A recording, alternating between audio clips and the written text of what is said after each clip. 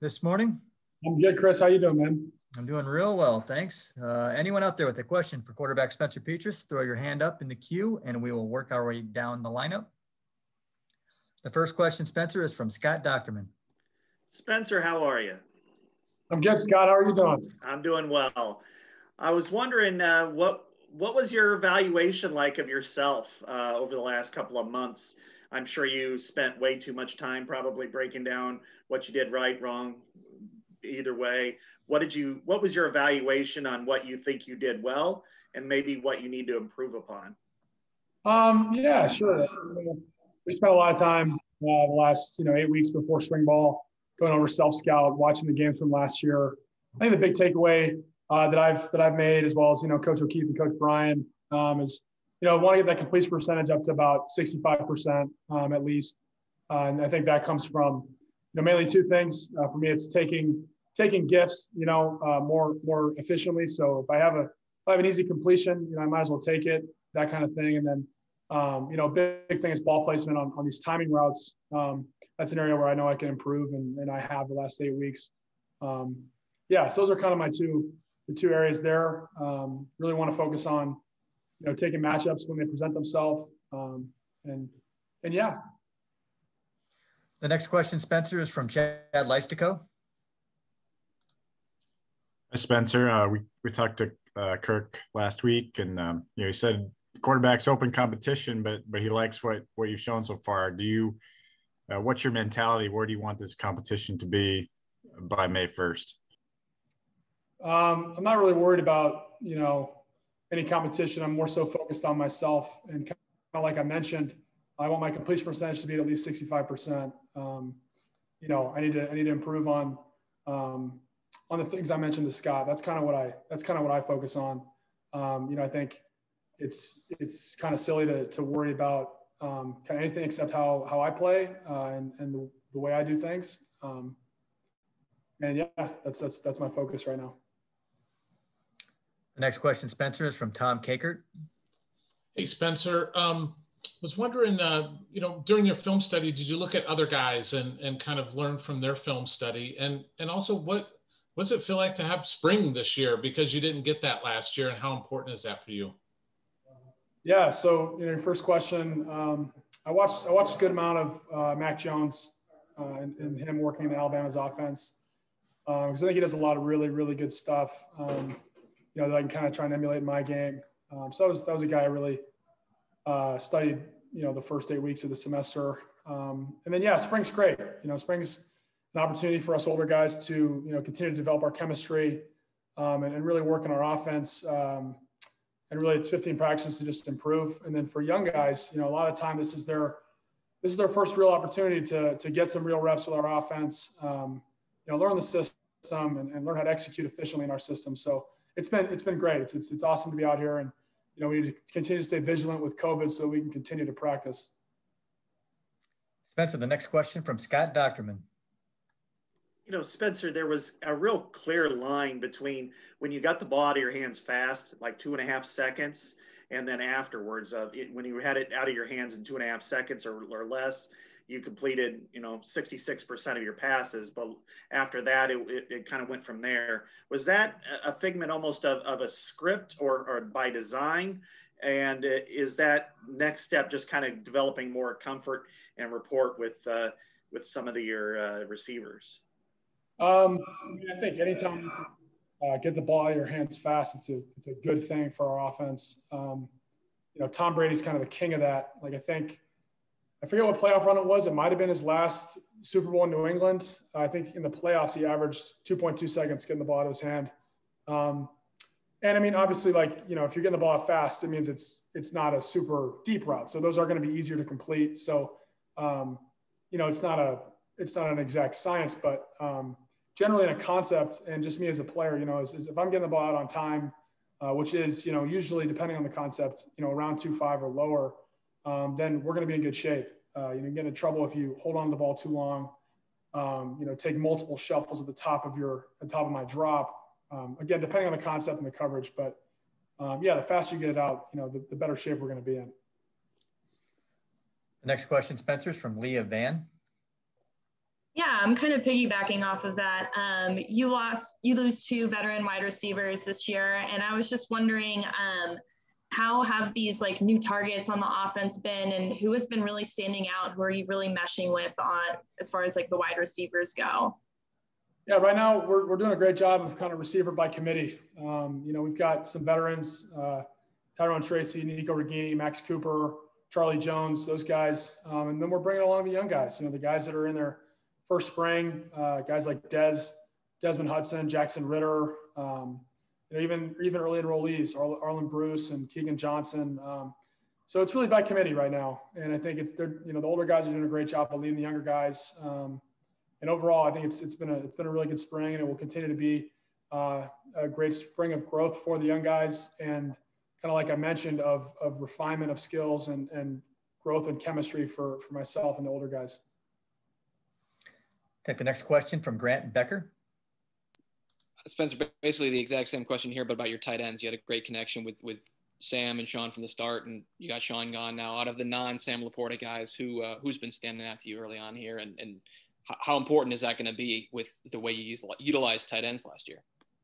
Yeah, Sam's obviously kind of solidified himself as our number one tight end right now. And I think the rest of the guys have done a great job competing for that, number two tight end spot. Luke Lachey, Josiah Mieneman, Bryce Schulte, Tommy Cujono. I'll go down the list. We've got a lot of good guys that are working really hard and making great improvement. And I like what I've seen from really all of them. As long as we kind of stay on the path that we're on and continue to grow, we're going to like the results we get. Next question from Pat Hardy.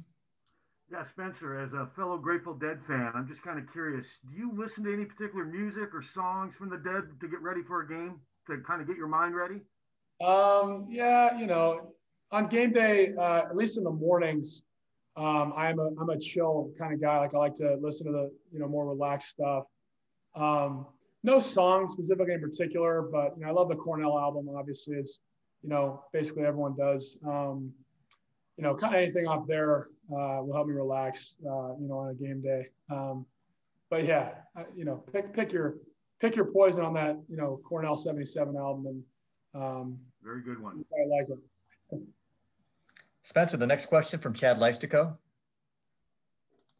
Yeah, you mentioned watching Mac Jones. That's obviously he's rising up the draft boards here. What traits do you like most about him, and do you feel like you can emulate some of those things that he was doing last season at Alabama?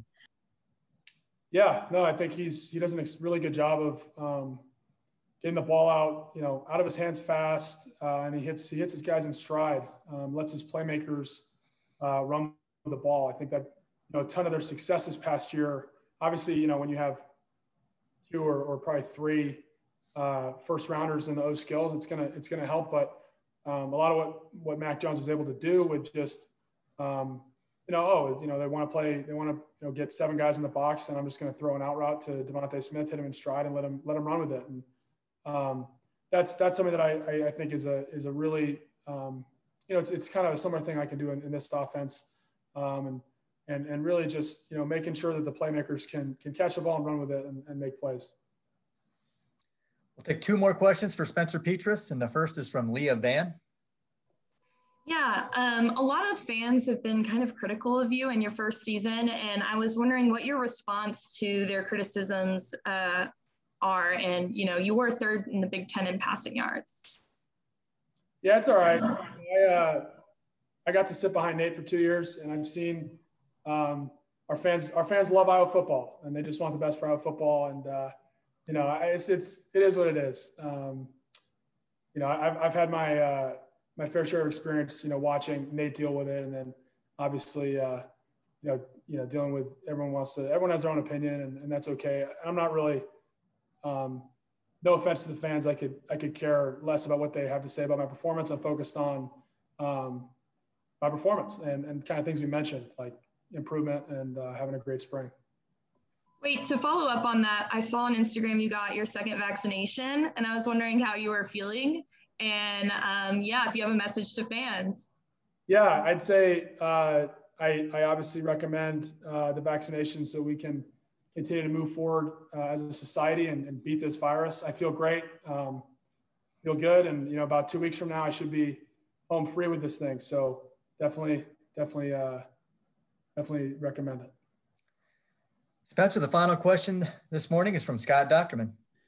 Spencer, looking back through your last 2 games, the second halves, which maybe in the first 6 were at times a little struggles, at least numbers wise, you put together your 2 best second halves against Illinois and Wisconsin, which both had pretty good defenses. And how were you seeing things more clearly against those teams, especially Wisconsin? You had Amir, of course, going wild, but were you, what did you see and what was your comfort level like late in those games that helped you kind of put those numbers together? I think it's kind of speaking a generality like that, like just the second half, you know, play to play, you know, it kind of depends on the play. You know, obviously against Wisconsin, that long touchdown to Amir, that was, you know, he just did a great job of running by their defense. You know, it's kind of a play-to-play thing. I can't really speak to a whole second half of a game or anything like that, because there are plays that I did well in those second halves. There are plays I didn't do as well as I'd like. So, yeah, sorry, I can't really give you a great answer on that. Oh, thanks anyway. I appreciate it. Okay. Spencer, welcome back to spring football. Thanks so much for your time this morning, and we'll catch you next time. Okay. The next question, Matt, is from Scott Docterman. Yeah, Matt, I think you might end up becoming the first Iowa player to ever to start games over 5 years. What was that process like for you in late December and early January when you're deciding whether to give the NFL a shot or to return, and why ultimately did you decide to come back to Iowa? You know, I decided to come back because, you know, it's still a lot of my game I can work on, and you know my weight and whatnot, being more physical and things like that. So, you know, I decided why not stay another year. You know, I have the opportunity to, so I can improve. The chemistry with the team was good last year, so it can only get better this year. So that was the whole idea, the whole plan. The next question, Matt, is from Tom Kakert. Hey, Matt, how much did you lean on Coach Parker when you were making that decision to come back, and what was his advice to you during that process? Really, I didn't lean too much, to be honest. It was really just between me and my family and my trainer back home. But, you know, his advice was whatever I did, he was going to support it. You know, when I told him that I was coming back, you know, he was just extremely happy that I was coming back, you know. I mean, I'll be able to help out with the players and, you know, things like that, I guess. Matt, the next question from Leah Van. Yeah, Matt, I was reading through some stuff yesterday about last summer, and you were pretty outspoken about your thoughts on everything that went down. And I was just wondering where you're at now and what your message is to fans this season with regards to the social justice status in America and, you know, Chris Doyle leaving the program. You know, my thoughts are the same as the last. You know, we kind of moved on from that. I mean, it's nothing to move on from, but you got to do what you got to do. You feel me? We discuss it as a team. You know, we know where we stand. So together we are one. You know, we all got different backgrounds and whatnot. So everything not going to be the same, but as long as we respect each other's decision and whatnot, you know, I feel like nothing can go wrong. Matt, the next question from Pat Hardy. Yeah, Matt, kind of piggybacking off that. Have you seen a lot of change? Do you think things are a lot different now compared to where they were before that stuff all happened last summer? A lot of positive change? I can't speak for other teams, but for our team, for sure, a lot of positive change, most definitely. The next question, Matt, from Mike O'Brien. Matt, now that we can count journalism out, your bio says you're a business major. I'm just curious, life after football for you. Obviously, you hope there's a professional career there, but what are your interests, you know, of getting into? What career path would you hope to take with that degree that's not football? I'm looking to do clothing, real estate, property build up, investing, things like that. Just try to get multiple sources of income any way possible.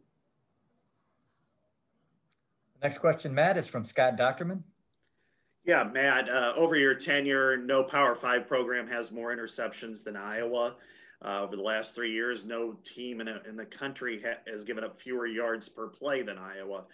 You return everybody in the secondary. What can you guys do as an encore to get better and to improve upon those numbers, which are among the best in the country?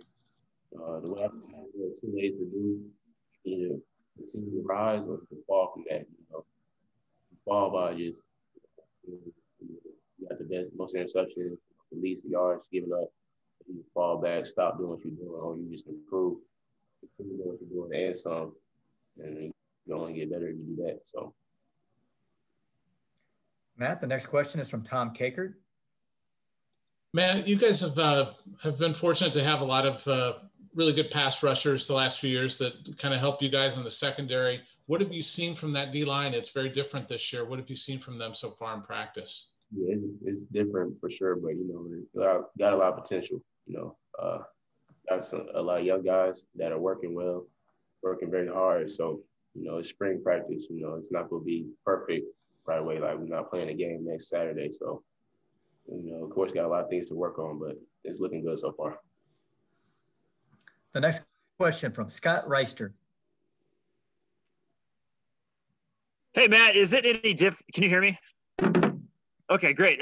Knowing there's going to be fans in the seats and it's going to be back to quote unquote normal or kind of what we were used to prior to last season, how does that change your kind of approach to the spring? And are you guys a little more excited knowing, compared to last year when there was really so much was up in the air? Does it feel better from your standpoint, or how has it changed? This is really the first time hearing that we're going to have fans fully, but it shouldn't change anything, really.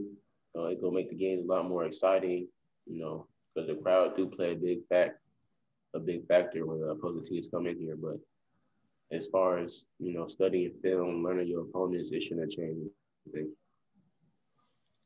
Matt, we'll circle back to Scott Docterman. You're facing a lot of different receivers because for 4 years you've been going against Amir and Brandon in practice. What are some of the newer guys like? How are they progressing in both in your skills and your 7-on-7 workouts?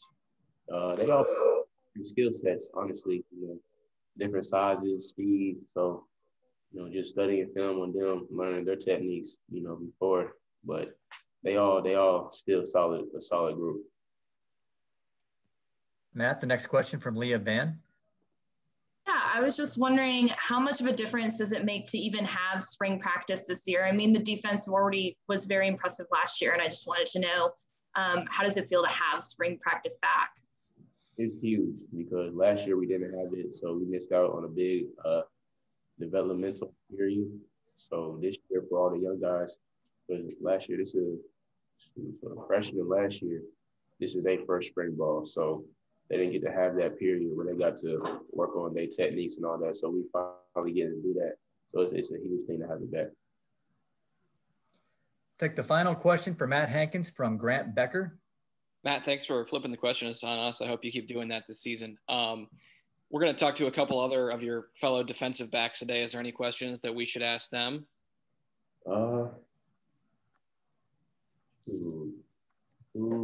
I guess who be bringing the most energy? Merriweather, Moss, Koerner. Yeah, that's a good question. You gotta ask them. I'm gonna always say I bring the most energy, but you gotta ask one of them. All right, Matt. Thanks for taking the time, and thanks for wanting to get to know a little bit about the audience in front of you. Wish you nothing but the best. This morning is from Grant Becker. Gotcha. Riley, we started by talking to Matt Hankins, and obviously he's a guy who had a choice to make this offseason with the bonus year, or he could go off and pursue that NFL dream. What does it mean to you guys to have him back and have his leadership and have so many starts under his belt to join you guys and have this experienced backfield or defensive backfield? It's really nice, having us, I guess you call it a super senior. I don't know what you'd call it, but it's nice having him back, having his leadership for sure, like you said, because you can never have too many leaders out in the field. So it's nice to have him back there, even at corner. He kind of leads the corners a little bit, me and him. So it's nice having him out there. Plus we got Jack Dane. So we got some kids back, which was nice. The next question this morning, Riley, is from Chad Leistico. Hey, Riley, it's been about 4 months, since the Wisconsin game. How would you were you guys able to have like a full winter, like a normal winter, I guess? I mean, with COVID and everything, were you able to kind of get a full winter conditioning? How would you describe the progress you made there? Yeah, so we did end up having a full winter program, which was nice because we didn't really get that. Well, I guess we got last year, but it got cut off. So we got a full winter conditioning lifting cycle, and it was good too. The younger kids made a lot of progress, so that was good. It was well needed for our team to start off the year on a right foot and having a full winter conditioning. Riley, the next question is from Scott Docterman. Yeah, Riley, over the last 4 years, Iowa leads Power 5 programs in total number of interceptions and all programs and interceptions per game. What is it about the defense that enables you guys to put yourself in that kind of position? Is it partially the geometry that Phil Parker preaches all the time, or is there something specific that beyond that enables you guys to be in the right place, the right time so many times? Yeah, I would say the biggest thing is, like you said, geometry, but then it's also, he preaches the little things. So, where you got to be, your technique, your fits, where you're reading, where your key's at. And that's a big thing personally for me. That's why I've gotten so many picks, is because of, just doing little things, and you'll end up in the right spot at the right time as long as you just keep doing the right things over and over again. The next question, Riley, is from Tom Kakert. Hey, Riley, what have you lost some receivers on the other side that you competed with in practice all the time. What do you see from some of the guys beyond Tracy and Reganey, who we know about? But what do you see from some of the other younger guys that so far in spring practice? I would say the younger guys are stepping up for sure. I know Keegan just got here like a couple months ago. He came at semester early. He's been making a really good push. I think he'll be pretty good with time. He's been a standout for sure for the younger guys. I know Charlie Jones is doing a great job. He runs his routes crisp and stuff. So it's always a challenge, but it's good. It's good competition. So our receiver core, I know we lost some guys, but I think we got some dudes coming back for sure.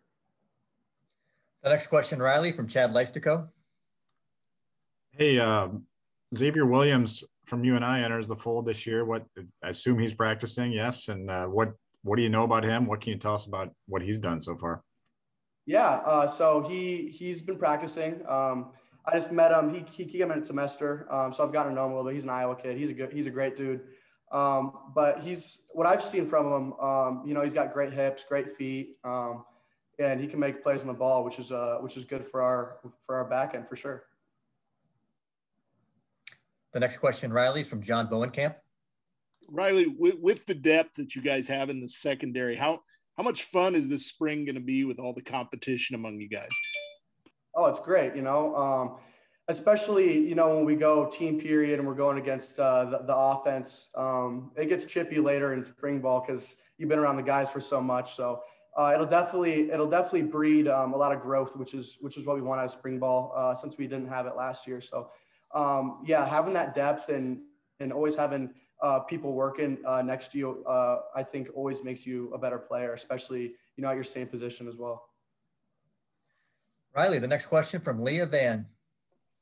You didn't have spring football last year, and I'm just wondering how much of a difference it makes and how you see it translating this fall. I mean, your defense is already pretty stacked.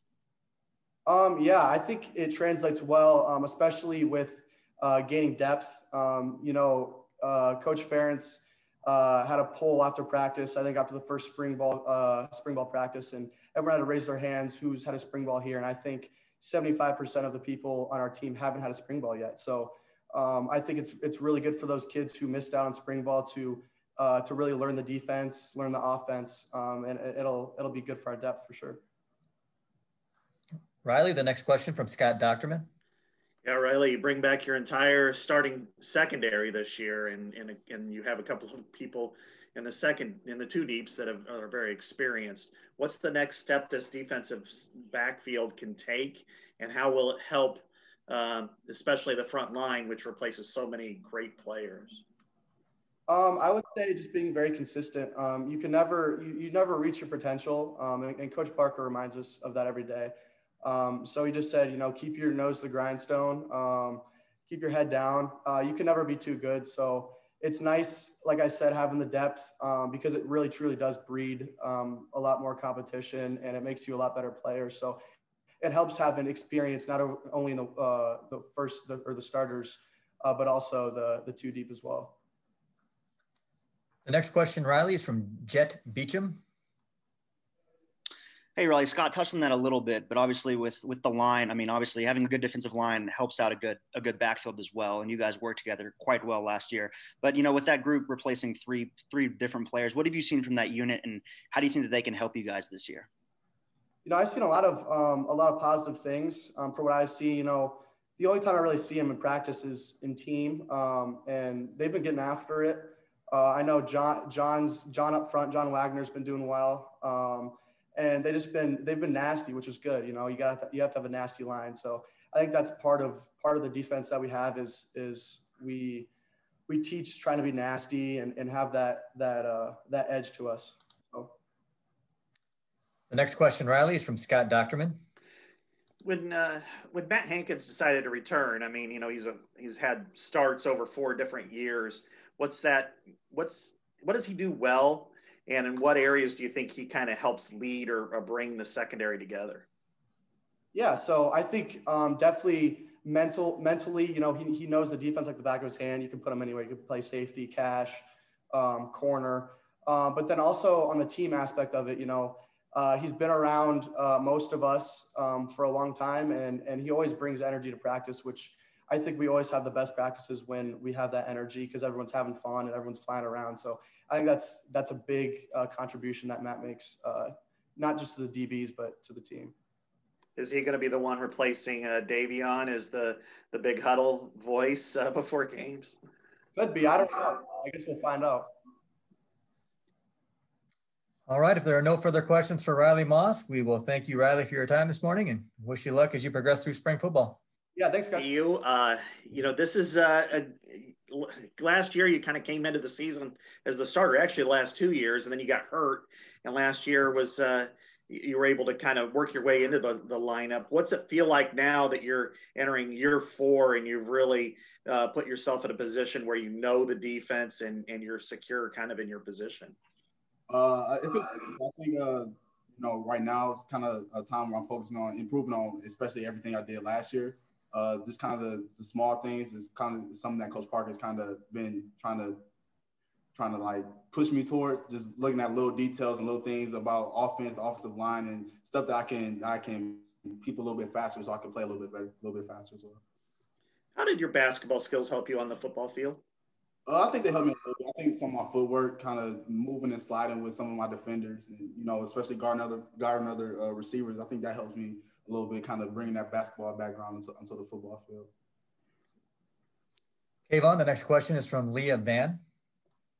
Kaevon, you were kind of one of the leading voices last summer when everything was going on, and I was wondering what improvements you have seen specifically in this program since last summer.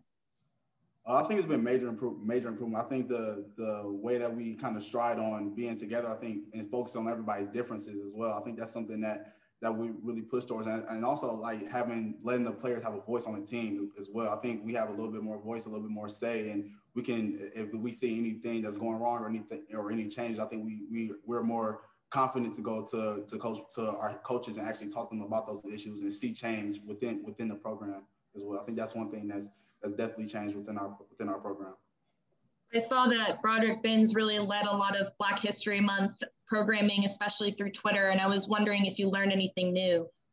Anything new? I think one thing that I learned that's pretty interesting is that a lot of the inventions in America have came from African Americans. I think that's something that we don't really pay attention to of how many things that we've actually kind of came up with. I think I seen that the traffic light is one.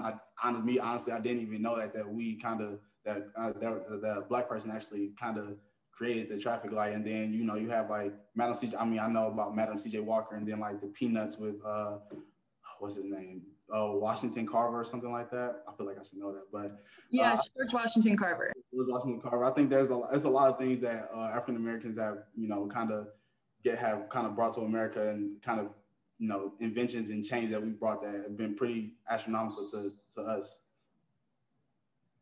Kaevon, the next question is from Chad Leistico. Good stuff, man. How can a secondary change the game? I mean, you guys feel like you can be a dominant secondary this year? Oh, most definitely. I think we can be a dominant secondary. We have so much experience in the back end. You know, Dane has been starting since his freshman year, and then Jack is going on his third year of starting. I mean, I'll have experience in the back end. You have Matt and Riley, two definitely experienced corners. I think when we're all on the same page and we're all connected with one another, and we all seeing the same things, I think that can be a huge jump, a huge boost for our defense going on forward into the next season. The next question, Kaevon, is from Scott Docterman. Yeah, we know that sometimes a dominant defensive line can mask issues on the back end. Could you do the same thing in reverse? Can a dominant secondary help a young defensive line come together? I think so. I think allowing us having, you know, the knowledge that we have, just locking down other defenders and understanding what we have to control on the back end. I think, I mean, don't get me wrong, a good defensive line definitely helps us out a lot. But I think when, you know, we have so much experience on the back end, and then them being so young on the front end, I think we can kind of have that exchange of differences and be able to handle what we need to handle on the back end. You know, I think it was against Northwestern. Maybe it was your first start last year. You came up with a really big pop near the line of the scrimmage. I could be wrong on the game, but I think that was the one. What did that do for you from a confidence standpoint, playing the position you play and just coming up and doing something like that physical? It gave me a lot of confidence, especially that being like the first game I really kind of started and played in. I think it kind of let my feet settle a little bit, boosted my confidence and let me settle into the game, into the speed of the game and everything. I think that play right there kind of really helped me out a lot with my confidence. The next question, Kaevon, is from Chad Leistico. Hey, Kaevon, I'm not sure if you know this, but we get to talk to Ray Braithwaite tomorrow. So I want to ask about him. This was his first winter as strength and conditioning coach. Any differences in how he approaches the job? And I know winter's a huge time for you guys versus Chris Doyle.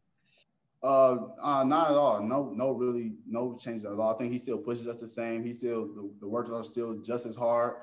He still demands the same amount of focus and intensity that Coach Doyle demanded from him. So I think Coach Braithwaite is doing a wonderful job in the strength and conditioning program with us. The next question, Kaevon, is from Pat Hardy. Yeah, Kaevon, assuming you watched it and a former basketball standout, what did you think of Baylor last night? Baylor? Oh man, they were playing wonderfully. I think they were definitely connecting on all cylinders. Everything that they put up was falling. They were playing ridiculous on defense. The hustle, the intensity that they played with, I think they definitely came to play. They definitely wanted a little bit more than Gonzaga did, I think, last night. When you see something like that, does that make you miss basketball at all? A little bit. Sometimes I do miss basketball a little bit. Some of the things that people out there doing, I remember myself making plays and doing things like that. So sometimes I kind of be like, man, I wish I was still out there hooping, but not too much. The next question, Kaevon, is from Scott Docterman. Yeah, I'm not sure you could have any more thunderous dunks at the Rec like you did a few years ago. But, you know, when you watched the Iowa basketball team this year, what were your thoughts? And did you ever think, man, I could go out there and help them at least defensively and do some things if needed? I think I think over the past couple of years, I think we've seen them grow as a team, especially from my time being there. I think this was a year that they really got it together and they really connected well. I think especially Luka Garza, having a player so dominant, having so much focus on him, allow other players to expand on their game. And I think it kind of demanded a lot more from them. And I think all the players pretty much stepped up to the plate when it came to that. I think, honestly, I don't think I could have done anything for that team, because especially how good they were playing. Everybody on that team, especially how good everybody on that team was playing. But yeah, I think, you know, maybe I could have did a little something there here and there, but probably not too much. Okay, the next question is from Jet Beecham. Hey, Kaevon, obviously, good DBs make good wide receivers, and competition's everything in spring ball and in order to make a really good team on both sides of the ball. What have you seen out of this wide receiver unit, especially after missing, guys like Amir and Brandon this year? Everybody's really focusing up, and everybody's giving everything that they have. I think everybody's stepping up to the plate. You have pretty much all the younger receivers, guys who didn't play as much, trying to step into those roles that Amir and Brandon kind of left for those guys. I think they're doing a wonderful job this spring. I can't wait to see the progress that they make from this spring into the fall practice. Is there anyone that's standing out so far to you? Everybody's standing out. Everybody's doing a wonderful job. Everybody's doing what they need to do at the position. I can't really point any specifics out right now. Kaevon, we have time for one more question, and we will finish up with Scott Docterman. Yeah, I got kind of a two-parter here. One is, what does Matt Hankins coming back mean for the secondary? And the other part is, when you came in, you were a true freshman, I believe, when Hook was that moved to Cash. And what did he mean for you and watching him, and maybe how did that help you develop as a player? Matt brings a lot of experience. He's been starting since his sophomore year, I believe. He has so much knowledge of the game. He understands. He can, especially on the sidelines, when he's in and when he's out there, he pretty much knows what's going on before the play even starts. He can see alignment, see the stance of the receivers, and he tells me things sometimes. So I think him having that experience of playing in his conference and playing in his league, I think that's what is going to really help our defense. And I think, and then with Hooker, pretty much that was probably like I looked up to him like a big brother. Everything he did, I pretty much was paying attention. I always asked him questions. I looked up to him really, especially my freshman year. I really looked up to him because he was doing so many things on the field. I wanted to kind of emulate that further on into my career. But like I said, every single time I seen him do anything, every single time I had the opportunity to, I always asked him questions. I always was picking his brain, asking him why did he do this, or how did he see this, and things like that. So Hook, my freshman year, was definitely somebody that I looked up to and somebody I looked at as a big brother. Was Gino the same way, or was it different? No, Gino's definitely the same way. He basically was in the same position as Hook. When Hook left and Gino was kind of stepping into that role as a leader on our defense, especially my sophomore year, I didn't really know the entire defense. So Gino definitely helped me bring me along and taught me the game a little bit more further along after Hook. All right, Kaevon, thanks so much for sharing that insight. Good luck to you as you progress through spring football. Thank you. Have a nice day. As a Dowling grad, when did you first hear about Caitlin Clark, and were you surprised at all at how good she was this year? I first heard rumors about her. I think it was like my senior year. I heard we just got a pretty good girls basketball player that was a freshman, and so I first started hearing about her when I was a senior. And I know her older brother Blake pretty well. I'm pretty good friends with him.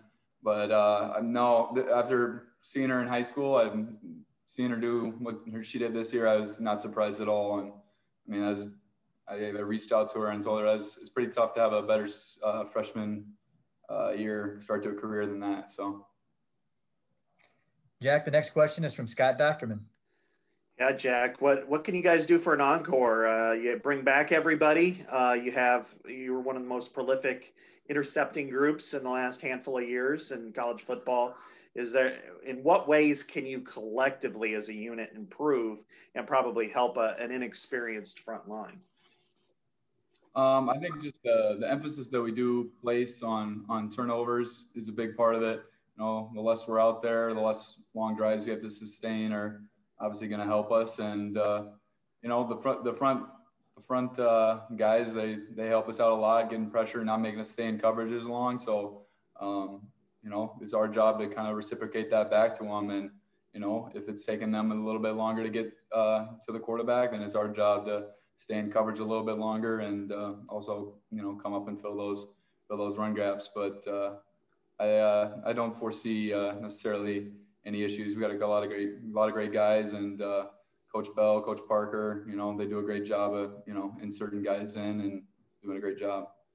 Are there any specific ball skills that you guys work on that kind of helps you with interceptions, maybe that I don't know if other programs do or don't do, but just something that that you see that works, that helps you guys be able to intercept as many passes as you do?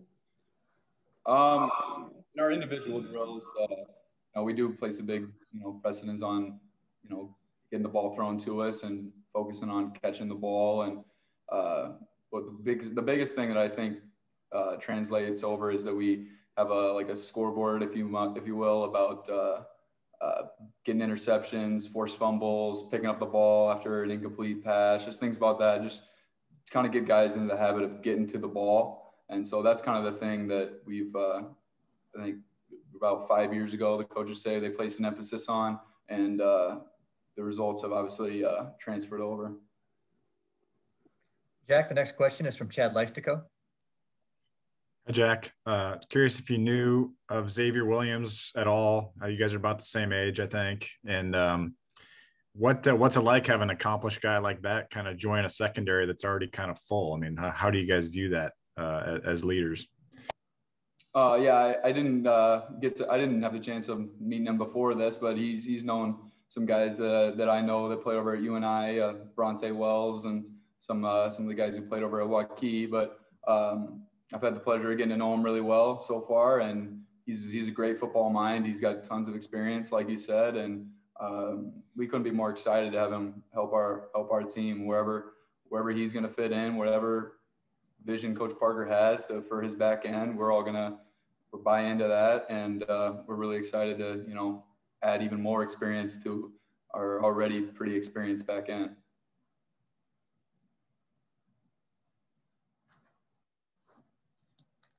Jack, the next question is from Scott Docterman. Jack, what do you see from some of the younger receivers? You had to go against Amir and Brandon for a long time, Sean Byer probably a lot in one-on-ones. What do you see from some of the younger players, and is there anyone in particular that maybe stands out just 4 practices into the spring? I'm seeing there's a lot of like you said, Brandon and Amir gone. There's going to be some room for some guys to step up and maybe prove themselves a little bit. And so far what I've seen is, the competition is there. And, from a young guy standpoint, I think, the guys that just came in, Arland and Keegan, both doing a great job getting kind of acclimated in the program. They both have some very obvious athletic traits, and, they're just starting to get a feel for things. And they're definitely some guys that could potentially help us this year. And, I'm excited about the receiver core, honestly. What does Matt Hankins bring in coming back?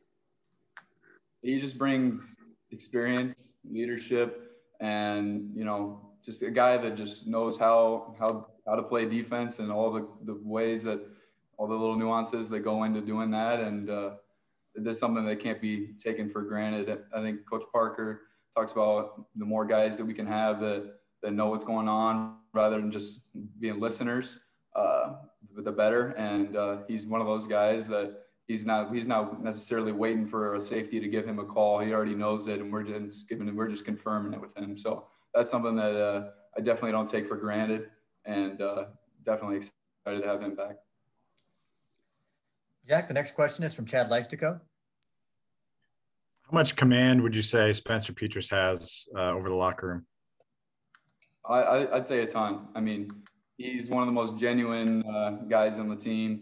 He's a great leader, and the kid, you couldn't find a harder worker on our team. So I think everybody on the team has an immense amount of respect for him, including myself, obviously.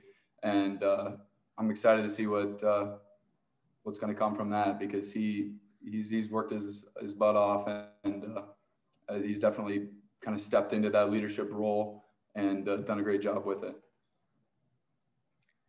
Jack, the next question is from Leah Van. Jack, I was wondering what it's like having spring football back in general and how you see it translating in the fall. I know we heard earlier that 75% of the young guys haven't even had a spring football.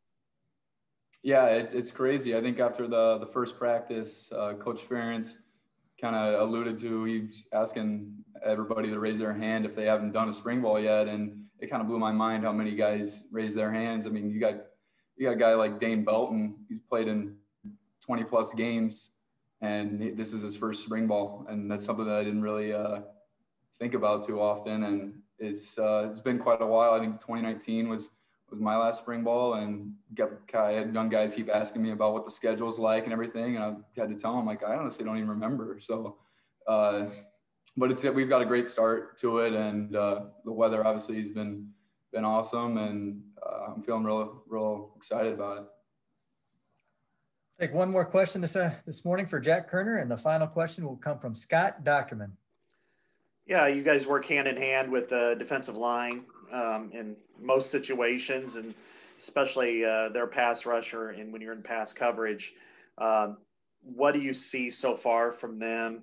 It's early, I know, and you're not playing against another opponent other than Iowa, but are there signs that they're going to adequately be able to replace, 2, maybe 3 NFL draft picks?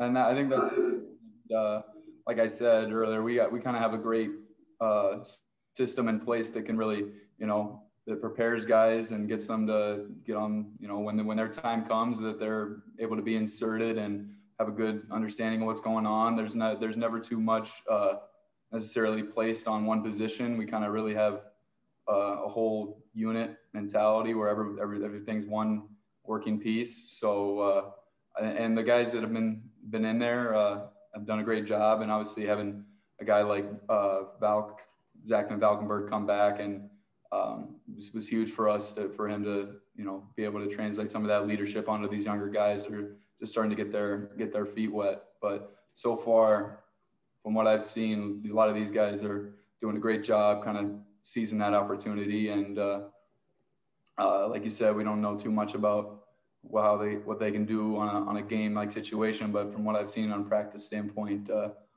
there's no reason to worry, from my opinion. All right, Jack, thanks so much for your time this morning, and good luck throughout the rest of spring football. Welcome back. Yeah, thank you very much.